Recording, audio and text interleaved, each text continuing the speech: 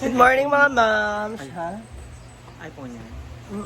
Maraming Diba? kasana. So, ang kakainin ko po ay isang... Diba? Ang payat ko na kaagad. Wala Natusok pa sa ba? baba niya. Wala pa ba? So, our meal for today, kasi nagluto si Marian.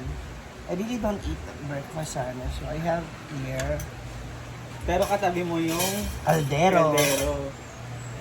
Oh, di ba ang payat ko na agad? Brit, Hala, magkamukha financing.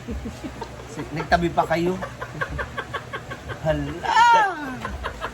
Good morning! Hi! So ito muna yung ating almusal kasi nagluto si Marian. Yung coffee ko ba black lang? This is not 3-in-1. Uy, Christian, tungod ka sa imo. Hindi, sana, ay, bet mo. Tungod sa iya ba? Sabi niyo talaga Means Marian. mercy. Yan. Ito sa unahan. Diba? Masako ba? Ala, humaba na. Hindi nga lang ko, tipitin ko. Yan, Brenda. Magsisimula pa lang may mga basher niya for sure. Humaba Yan. Ha? Wala pa nga. Pahit na agad. Sabayaan. Bet na. Ikaw ang good. Nga. Lai. Like, hindi sa'yo pag-uli gabi. Hindi sa'yo pag-uli. Sa'yo ato sa'yo, ma'am. Sila. Nga. Ako na. Wala ni.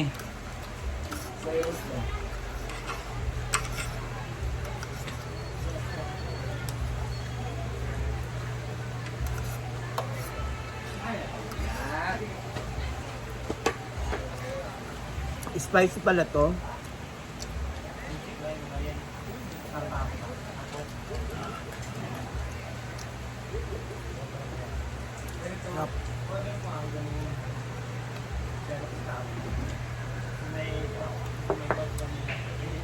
Yan na. How much is that? Hey! Hala. May nagbigay? Sa akin? Sino? Ewan na rin. Nagbigay? Diday, nag-bless na ka? Ito na yung ating gulay.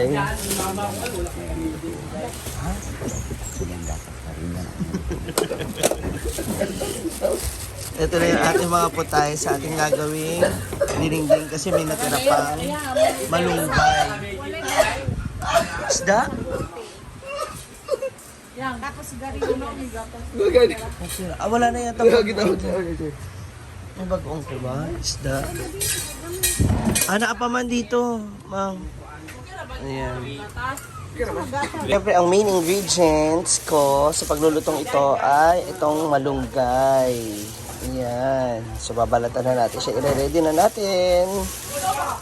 Hi mga moms! Hello! Good day! Ayan. So, sa ating mga moms out there, especially sa mga Ilocano and Pangasinense like me, no, I live I'm from, hala yung saksakan. I'm from Pangasinan, Mangaldan, Pangasinan. And growing up talaga sa aking lolo't lola, ito ang madalas niyang niluluto or palagi niyang niluluto. You know what? Ano talaga, masasabi ko na laking gulay talaga ako. Ano lutuin mo? It's a dinengdeng Ilocano version. Ba't bumili ka pa ng ating may atay naman? Hindi to atay, this is It's a meat. park. Ha? Pork. It's a pork.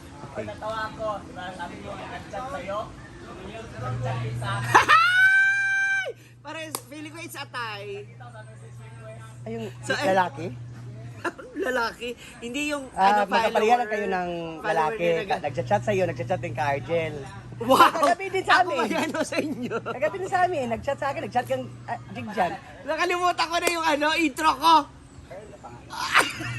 Earl nga. Ay, lagi. Tagampason? Dili. Taga ano siya? Tagampason na siya. Taga Iligan. Grabe ka naman, ma'am. So, Ang dami ano ng lalaki. Gabi-gabi na lang, ha? Wala na, puto na yung intro ko. So, eto na dahil nga Mother's Day na tayo, magluluto tayo mga moms. And Bukas I just pa want Mother's to- Day.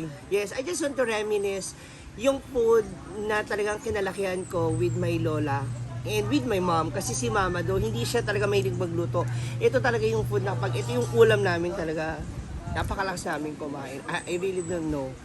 Iba yung sarap, iba yung nararamdaman ko. Kaya ngayon susubukan kong lutuin ito dahil sa bunga ng malunggay. You know, dahil itong malunggay na to, ito talaga yung, kasi sabi nga nila, dito raw sa Mindanao or sa Visayas, hindi nila masyadong pinapansin ito kasi hindi nila alam paano kainin or what. I really don't know.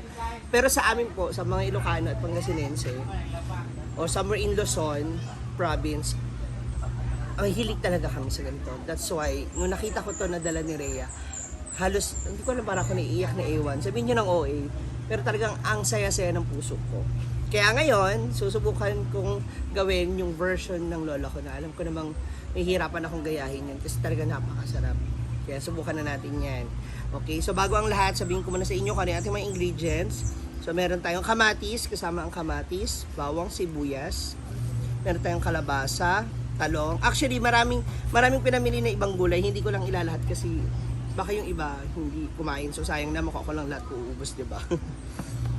Ayan. So meron tayong okra, kabote, and yung pansahog. Pwede rito kasi inihaw na isda or pritong isda ang i-combine nyo or isahog nyo. Pero ako kasi, I prefer meat. At, syempre, ang malunggay. So, simulan na natin ang paghanda, paghihiwa nito para mamaya ready na siya. Shing!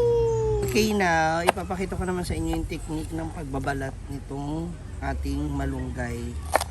So, mostly, huwag masyadong haba, huwag rin naman masyadong maiksi. So, ang technique lang dyan, yan, para mas mabilis siyang mabalatan. O yung iba, pwede rin naman na through your nails, pwede mo siyang mabalatan. Ganyan. Hanggang sa maging kulay niya. Ganito. Yan. Okay siya na ganito. Para na sa ganun, mabilis po siyang lumambot at mabilis din siyang makakain later.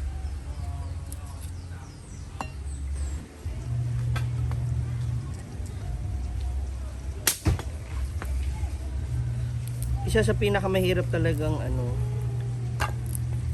ba tawag dito? Hindi naman siya mahirap pero siya yung pinakamatagal na ano ba, na mabalata, malinis. Ang daon ng ang bunga ng malunggay. So at least kahit paano ganito ang ano natin, ginagawa natin.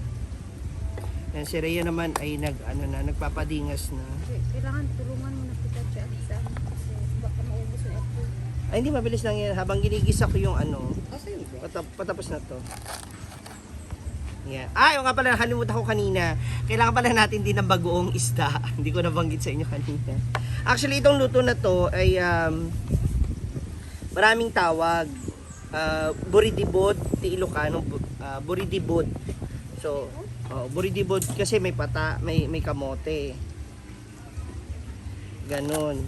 Sa amin din kung tawagin. So, siguro depende na lang kung paano nyo siya i-categorize, no? Basta sa amin ganyan.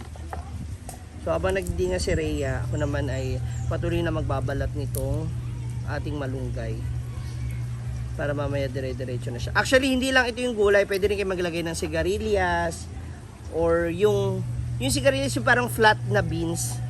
Kasi wala dito sa akin. Meron yun dito. Meron, nakita kayo. Kaya lang siguro seasonal. Tapos meron yung pahaba na I forgot ko anong klaseng. Comment nyo nga yan, mga Ilocano or Pangasinense. For sure, alam nyo yun, yung hinahalong gulay. The more na maraming gulay kasi mas masarap. For me, feeling ko. Yan. So, maya-maya, igigisa na, lulutuin na natin siya. Sa ngayon, ubusin ko tong malunggay kasi minsan lang to, kaya gusto ko sulitin. Ilalahat natin. Yung ating kawali. Sunod na natin siya. So, kailangan natin magpakulo na ng water. Pakuluin natin yung tubig muna. Kapag kumukulo na, pwede na natin siya lagyan ng bagong isda. So, mga moms, this is my own version na. Ito yung base sa naaalala ko. This is boneless bangus ginamit ko. So, hindi na natin siya, kahit wag na natin siya salain. Haluin na natin.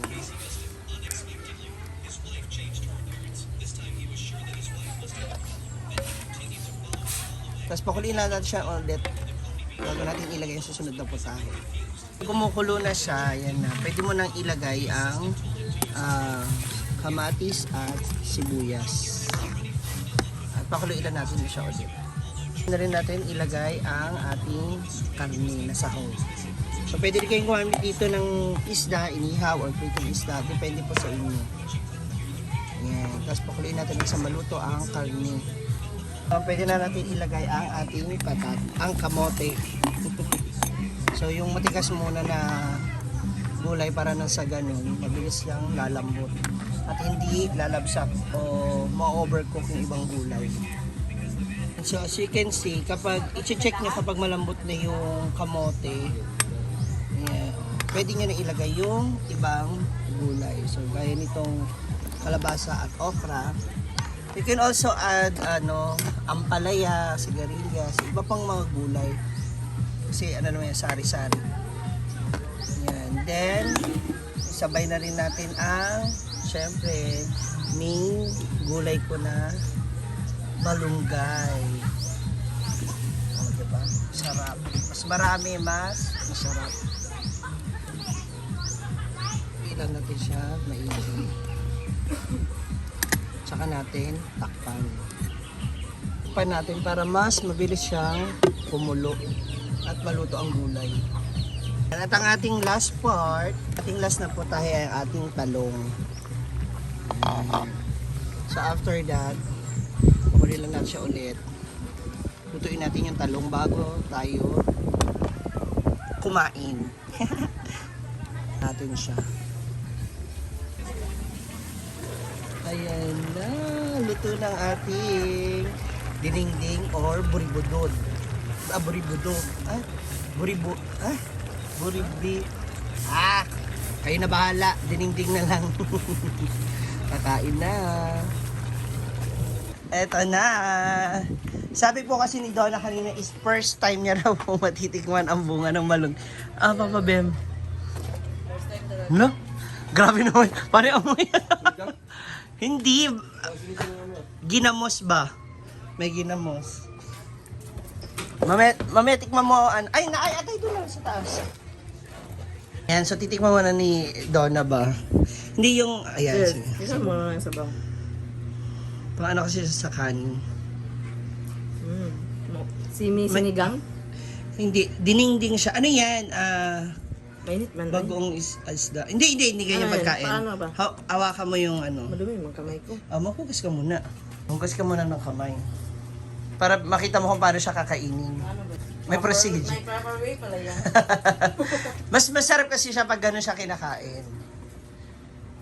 Yan. Ano ba? Since first time mo, Ah. ayan, anuhin mo na lang muna. Hatiin mo siya sa gitna. Mainit ha, dandahan. Yan. Tapos, gano'n naman sa ngipin ng mainit. Kain ng lahat? Isubo mo. Yung ano lang. Yung, parang ano mo ba? Baka matanggal ngipin ko. Gano'n ba? Yung ano lang, yung laman lang. Kagat. Tapos, yan. Oh. Parang okra din, no? Diba? Init. Oo. Sarap. Ito pala yun, Kelly. parang okra. Yes.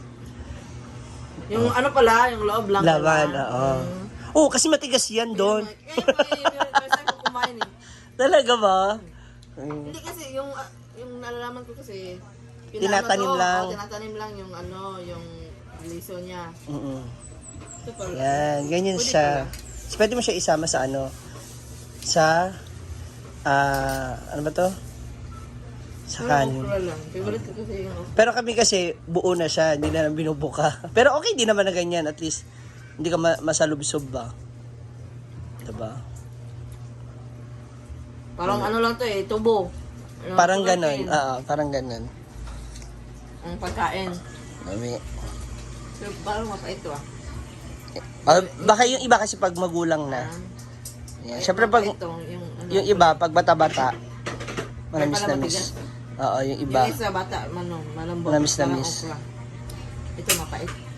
Ikaw, Papa Bimbo, try mo. Hala. As in, Hindi ka nagugulay? Kahit ng ano, parang sinigang na timpla. Ah, Medyo maasim ka makunti. kasi siguro yung kamatis. Namula-pula pa. Aray ko. Ba't pala pa? Hindi pa masyado naluto. Na ang ating ulam. So magsasandok na tayo. Kasi oras na ng pananghalian. Ay, upadi ay. Kakain na. Sige na, laban na ito. Walang dito.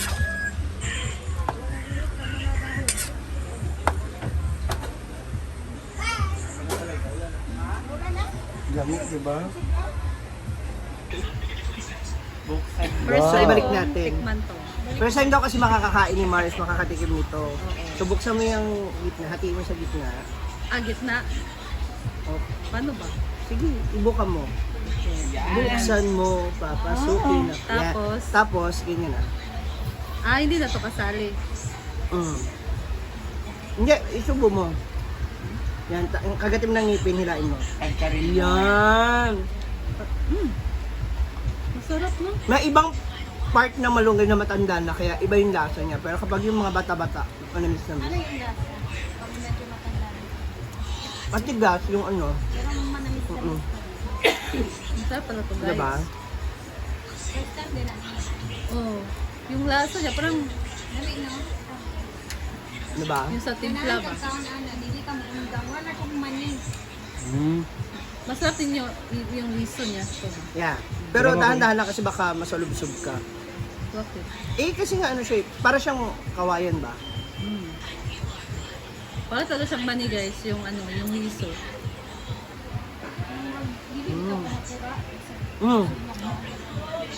Pero bigo na makatilaw. Ay! Masarap pala Ano to. part? Wala. Wala, umalis na sila kaagad, diba? Umalis sila, dahil dumating na yung anong freezer. Nag-early out, diba? Mangita mo, huwag ka nang makatilaw na mo, pangita ko nila. Hanapin mo talaga. Actually, masarap talaga siya. And that's really good, ha? Sabi nga pala sa comment, ang OA daw, lahat naman, malakas naman talaga kumain. Dahil, sige na, doblehin nyo na lang po pagdating sa ganitong ulam. Akala ko pati na tong dito, kainin. Yung bala, hindi, Mars. Pila yung unod-unod din. Pila yung na siya na may unod-unod. Kaya alam mo bakit nag-ano? Kasi gawa siguro ng kamatis tsaka patatas. Kaya nagkaroon siya ng tamis. Mga mams, wala tong baking, wala tong MSG. Yung bagong itself lang niya talaga, yung pampalasa. Parang siyang mani talaga. Diba? Saan yung sunod-sunodin? May na para sige na mo ba? Alin na, Pards? Huwag ka mahal, halika tikman mo. Lagi siya kanang lanlanon lang. Hindi na may sausaw. Para makita Hindi. mo yung tampis. Dito ka. Yan. Oh, set. Nakatikim ka na rin yan doon. Yung sa amin, Baskoy. Basoy. Parang basoy. Yung akin na kasi, ang pinangsabaw ko, bagong isda. Yung sa amin. Nilagyan pa rin tubig. Parang basoy siya. Ay, as in, no way. Ngayon ka, try din yan eh. Cool. Mas, sabi ko nga sa'yo, mas masarap to pag yung bata pa. Ayun nga, yung bata-bata pa. Pag Kasi mas manamis-namis. Pwede niya Ria. Wala, dala lang nung sister niya, namitas siguro. Pag matanda na yung pulo ng malunggay yun. Doon sa Medyo, namumunga. medyo mapait yung ano. Namumunga? Hindi. Pag matanda na ang puno. Kasi pag bata pa, hindi yan namumunga. Kasi kami growing up talaga, Pangasinan, laging may ganyan. Pero mahal na. Hindi, pinipitas lang din. Marami kasi rin yan doon na tanim. It's lunchtime. Kaon na sila.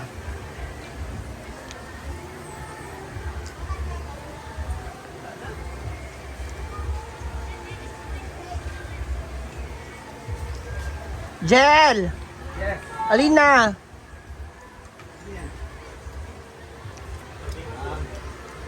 Bading-ding. Dilaw yung ano, kanang, ano ba to, malunggay na bunga. Ako hindi yun, liso lang yung nakain namin. Ha? Ayan. Eto, ibuka mo. Ah. Yan, tas tsaka mo siya ipitin, kagat sa ngipin, tas hila. Yan. Ganyan ba?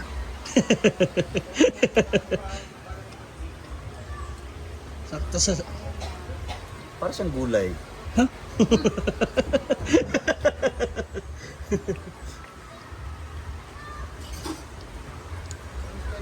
That's all for now, mga moms. Nako. Nakakamiss. Sobra yung mga ganong food. Especially kung, syempre doon ako lumaki sa Manila and sa ganong klase ako ng food. Nasanay, no, kalakihan kong kainin. Masasabi ko talagang craving satisfied. Hindi ko man nakuha yung talagang lasa na gaya ng luto ng lola ko. Medyo lang pero hindi talaga yun na yun. Pero ang sarap. Ang sarap pa din. Siyempre, luto ko yun, di ba? So, kayo na kayo mga moms. Kung gusto niyo yung video na to, i-share niyo na to, comment down below. Kung may mga suggestion pa kayo, comment na rin. Ngayon, kung gusto niyo pa rin mag-bash, go! Para mas masaya. God bless you!